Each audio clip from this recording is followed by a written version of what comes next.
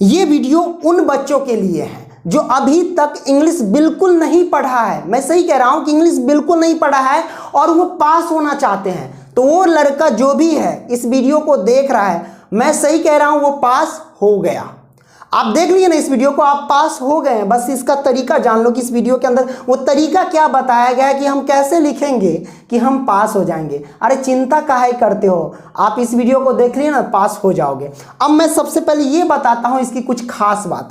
भैया 80% ऐसे स्टूडेंट हैं जो इंग्लिश पढ़ना नहीं चाहते हैं और 80% ऐसे टीचर भी है जो इंग्लिश पढ़ाना नहीं चाहते हैं। मैं सही कहता हूं। इसका एक ही कारण है कि बिहार बोर्ड ने इसको मान्यता नहीं दिया हुआ है। भैया आप सबको पता है कि अगर एग्जाम हॉल में बैठ जाते हो सिर्फ इंग्लिश के दिन और कुछ नहीं आपने लिखा, सिर्फ आपने ये बता दिया कि हाँ इंग्लिश के दिन मैं प्रेजेंट था, तो भी आप क्या है, अगर आप उस विषय में फेल भी हो जाते हो तो आप 10वां पास कर जाओगे। ठीक है, यानी आपको पास करा दिया जाता है। आपको पता है ना, इस बात को तो भली बात जाती। इसी कारण से ना तो टीचर पढ़ाना चाहते हैं और ना ही टीचर पढ़ना चाहते हैं। लेकिन 20% ऐसे भी टीचर हैं उनको पता है कि आगे जाकर के बच्चों को बहुत तकलीफ होगा अगर वो इंग्लिश नहीं पढ़ाए तब। भैया अगर 11th में जाते हो, मान लो कि वहाँ आपका लैंग्वेज ही बदल जाएगा, है ना। इंग्लिश मीडियम में सब कुछ पढ़ना पड़ेगा, तो भैया वहाँ पे पता चलोगे सवाल बनाओगे या फिर उसका लैंग्वेज समझोगे, है ना।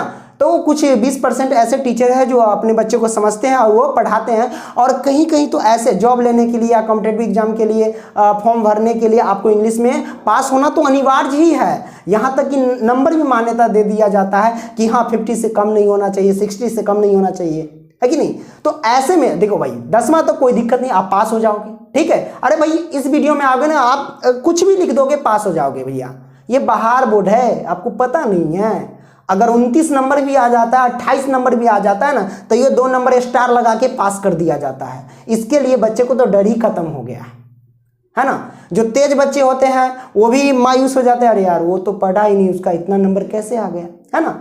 आप लोग देखे होंगे और ये रियलिटी बात है। ठीक है, कोई बात नहीं है। अब जो मैं आपको बताने वाला हूं जो तरीका पास होने का, उस बात को ध्यान रखना। ठीक है, जो बच्चे डर रहे हैं कि यार इंग्लिश में हम पास कैसे होंगे, डरेगा क्या, डरेगा ही नहीं। वो उसको पता है कि हम फेल हो चाहे पास हो, कोई फर्क ही नहीं पड़ता है। लेकिन जो बच्चे सीरियस हैं, वो चाहते हैं कि हमको आर्मी में जाना है, हमको क्लर्क में जाना है, तो हमको इंग्लिश में नंबर चाहिए, है ना। तो वो बच्चे सीरियस हैं, है ना। तो भैया कोई दिक्कत नहीं है, मैं बताने वाला हूं पास होने का तरीका। ठीक है, और कुछ पढ़े होंगे तो आप 60 आराम से ले आओगे।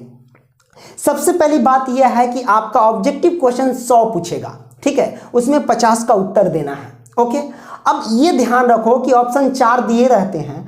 अगर लाइन से ही 50 तक अगर ए में मारते चले जाते हो, ए में गोल जो है आप घिसते चले जाते हो ना, तो फिर भी 10 से 15 जो है ना वो ऐसे ही आपका सही हो जाएगा।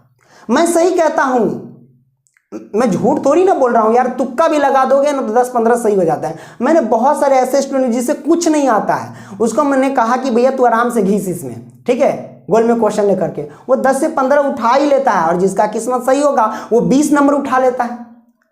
कुछ नहीं रहता पता, फिर भी किसी ना किसी में घिस देता है। लेकिन आपको ये ध्यान रखना है कि किसी भी मतलब अगर मान लो कि आपको इंग्लिश में कुछ नहीं है तो 1 से लेके 50 तक में, ठीक है, आपको किसी न किसी ऑप्शन में घिस ही देना है। ठीक है, अगर मान ले तो कि जैसे ऑप्शन जैसे गोल में ए है ना, बी सी है कि नहीं, और उसके बाद डी रहता है कि नहीं। अब मान लो कि अगर आप ए पकड़ ली हो तो सभी में, सब क्वेश्चन में 1 नंबर 2 नंबर सभी में अगर ए सब में घिसते चले जाते हो तो हम यकीन के साथ कहते हैं भैया 12-15 नंबर तो ऐसे ही ले आओगे। ठीक है, जिसका किस्मत सही रहेगा वो 15 से 20 नंबर भी ले आता है।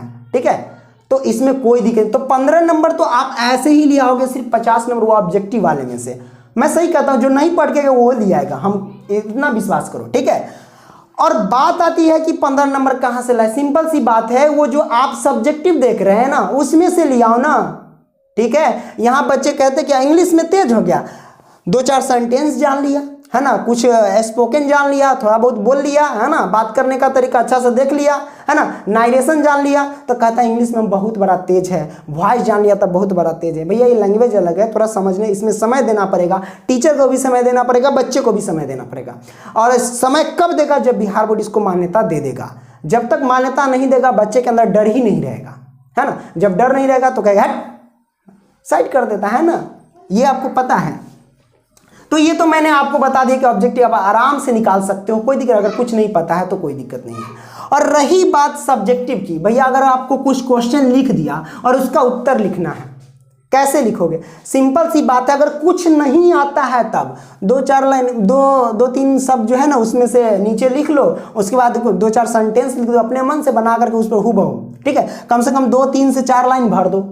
उन बच्चों के लिए जो जिसे कुछ आता ही नहीं है, अगर अच्छे से आपका राइटिंग होगा, आप लिख दोगे, हाँ कॉपी आपको पता है ना, बाहर बोर्ड है ना, अगर कॉपी भरा है ना तो आराम से चेकर जो होते हैं ना, वो भी जानता है कि यार इंग्लिश का मान्यता नहीं है, प्लस में टीचर पढ़ाता नहीं, दे दो नंबर, पास कर दो। भैया पास कर देता है, सही में कहता हूँ। जो बच्चा कुछ नहीं पढ़ा वो भी 60 नंबर ला के बैठ जाते हैं, मैं सही कहता हूं, ठीक है। तो यार आपको कुछ नहीं आता है तो टेंशन लेने की जरूरत नहीं है। आपको क्या करना है? आपको लिखना ही है, ठीक है, किसी भी सूरत में। और ऑब्जेक्टिव में कोई छोड़ना नहीं है। आप 1 से लेकर के 50 तो घिस दो किसी एक को पकड़ के, ठीक है, या अपने आंख बंद करके भी किसी में घस दोगे तो आपका सही हो जाएगा, है ना। तो इसमें कोई दिक्कत है ही नहीं भाई, है ना। कहाँ है तो पास तो हो गया ना बच्चा। लिखना है सिर्फ यार, कुछ भी सेंटेंस है, चलो वह लड़का है, यह आम है, कुछ भी इस सब का इंग्लिश लिख दो ना उसमें जा कर के, वो दे देगा। चेकर को भी पता है कि भैया इसको कुछ नहीं आता है, लेकिन हाँ लिखने का ये प्रयास किया है ना, आपको आ जाएगा नंबर। लेकिन ये कब तक करोगे भाई, कब तक? 10वें तक ना करोगे, उससे आगे तो नहीं ना कर सकते हो। तो भैया आप जब आगे जाओगे तो मैं कहता हूँ कि यार थोड़ा ध्यान देना, पढ़ने पर कोशिश करना, इसका लैंग्वेज जो अलग है इसको समझने की कोशिश करना, ठीक है। तो मेरा काम था ये बताना, और हर मतलब ये कहते हैं ना लाखों बच्चे इस तरह के ट्रिक को फॉलो करके वो पास होकर के चले जाते हैं, ठीक है। बहुत ऐसे स्टूडेंट से सुनेंगे। तो आपको कैसी लगी ये जानकारी? अच्छी लगी ना? तो टेंशन नहीं लेना, पास हो गया, ठीक है, ओके। चलो